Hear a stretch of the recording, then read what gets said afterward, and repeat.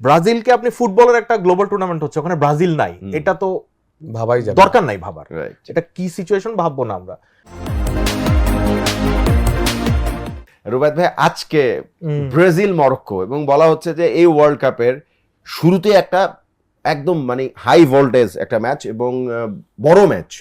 মরক্কোকে highly rate করা হয় এবং ব্রাজিল এই বছর ওয়ার্ল্ড কাপ খেলতে এসছে, খুব একটা এক্সপেকটেশন অনেকেই করছে না।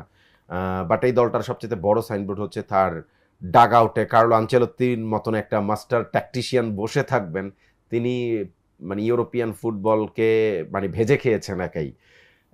সো কেমন হবে এই match Brazil Morocco? Mahadi, first of all আমি একটু ডিসএগ্রি করি। ব্রাজিলের সবথেকে বড় সাইনবোর্ড কার্লো আনচেলত্তি না, ওদের ইয়েলো জার্সিটা।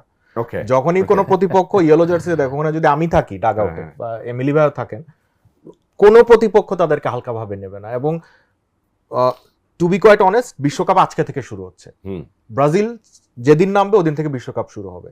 আপনি জানেন যে আমি কত ডাইহার্ড আর্জেন্টিনা ফ্যান, কিন্তু ব্রাজিলকে এই রেসপেক্ট আমার দিতেই হবে। ওদের ছাড়া বিশ্বকাপ আপনি অ্যারেঞ্জ করতে পারবেন না, হবেও না। পৃথিবীর একমাত্র দল সব বিশ্বকাপ খেলেছে, সেটা স্ট্যাটিস্টিক্স আলাদা রাইট। ব্রাজিলকে আপনি ফুটবলের একটা গ্লোবাল টুর্নামেন্ট হচ্ছে, ওখানে ব্রাজিল নাই, এটা তো ভাবাই যায় দরকার নাই ভাবার। এটা কি সিচুয়েশন ভাববো না আমরা। ব্রাজিল ওয়ার্ল্ড কাপে ভালো শুরু করবে, জিতে শুরু করবে। মরক্কো আপনি বলছিলেন, মরক্কো আমার যেটা মনে হয় গত ওয়ার্ল্ড কাপের দল থেকে এবারের দলটাতে দুটো সমস্যা। একটা হচ্ছে নতুন এক্সাইটিং নতুন ট্যালেন্ট কিন্তু নাই। বার্সেলোনার ওই ছেলেটা আছে, ইয়াং একটা ছেলে, কিন্তু আমি খুব বেশি ওকে ইউরোপিয়ান ফুটবল যারা দেখেন তাদের দেখার সুযোগ হয় নাই। এক, দুই নাম্বার, রেগরেগিত কিন্তু নাই। ফেব্রুয়ারিতে ওয়ার্ল্ড কাপের মাত্র 3 মাস আগে তিনি রিজাইন করেছেন। হাকিম জিয়াস এবার নাই, হাকিম জিয়াসও নাই। সো এই 3 মাসে নতুন একজন কোচ, এত পুরানো একটা কোচ যিনি তার নিজের স্টাইলে খেলাতেন, একটা কোচিং স্টাফ, একটা কালচার তৈরি করেছেন এবং মরক্কোর বলা যায় একটা রূপকথা তৈরি করে টপ 4 টিমের মধ্যে নিয়ে গেছেন। বিশ্বের সেরা 4টা দলের একটা ছিল মরক্কো, যেটা অবিশ্বাস্য।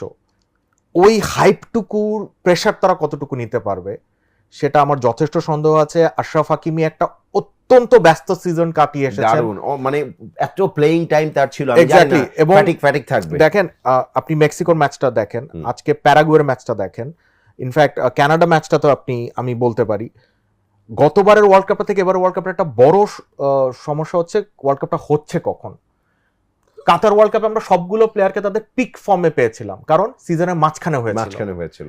এখন সিজন শেষ, এমন কোন দল নাই ওয়ার্ল্ড কাপে 48টার মধ্যে যার কোনো ইনজুরি নাই, নিগলস এইটা সেটা, কারণ সবাই সিজন শেষ করে এটা রিকভারি টাইম চলে। হাকিমি 6টা টুর্নামেন্ট খেলেছে, লোকাল এবং ইউরোপিয়ান মিলিয়ে, এবং মরক্কোর সাথে তিনি আফকন খেলেছেন।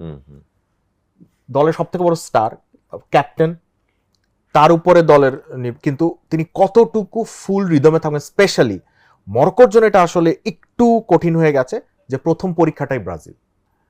ওদের যেরকম আপনি পচেটিনোর কথা আমরা বলছিলাম, পচেটিনো কিন্তু গ্রুপে টার্কিকে পাবে, অস্ট্রেলিয়াকে পাবে, ও একটু ঘুরিয়ে ফিরে দেখতে পারবে, নকআউট থেকে আর চেঞ্জ করবে না, বা বেস্ট 11টা ওর মধ্যে বাছাই হয়ে যাবে। মরক্কোর আজকে সেই সুযোগটা নাই, আজকেই ওদের বেস্ট 11টা খেলায় ফেলতে হবে। ব্রাজিলের কাছে যদি বড় ব্যবধানে হারে বা 2-1 গোল খেয়ে হজম করে ফেলে, পরে ম্যাচগুলোতে হিসাব উল্টাপাল্টা হয়ে যাবে, রাইট। সো ব্রাজিলের থেকে মরক্কোর উপরে চাপ অনেক বেশি। হ্যাঁ, ব্রাজিলের উপরে চাপটা কি? ব্রাজিলের উপর চাপ হচ্ছে কার্লো আনচেলত্তি, ব্রাজিল একটা লেজেন্ডারি নেম, ব্রাজিল একটা আইকনিক টিম, দুটোর কম্বিনেশন কেমন হয়, প্রথমবার ওয়ার্ল্ড কাপে আসছে, আনচেলত্তি এতদিন পর ওয়ার্ল্ড কাপে কোনো টিমের দায়িত্বে আছেন, সব মিলিয়ে কিন্তু ব্রাজিল ইজ ব্রাজিল।